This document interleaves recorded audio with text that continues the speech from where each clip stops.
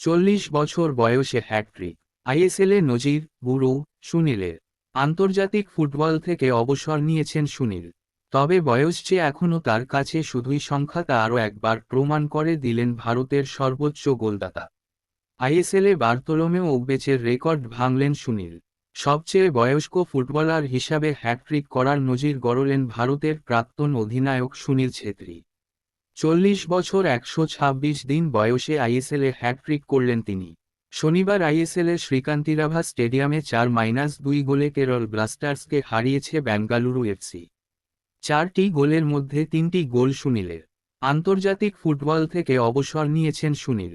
তবে বয়স যে এখনও তার কাছে শুধুই সংখ্যা তা আরও একবার প্রমাণ করে দিলেন ভারতের সর্বোচ্চ গোলদাতা।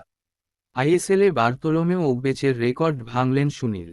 এতদিন সবচেয়ে বয়স্ক ফুটবলার হিসাবে হ্যাটট্রিক করার নজির ছিল ওগবেচের। 2023 সালের জানুয়ারিতে হায়দ্রাবাদ এফসির হয়ে গোয়ার বিরুদ্ধে খেলতে নেমে হ্যাটট্রিক করেন ওগবেচে।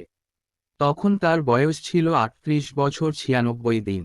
সেই রেকর্ড ভাঙলেন সুনীল। কেরলের বিরুদ্ধে বেঙ্গালুরুর বলের দখল মাত্র 36.4% থাকলেও তারা সীমিত সুযোগগুলিকে কাজে লাগায়।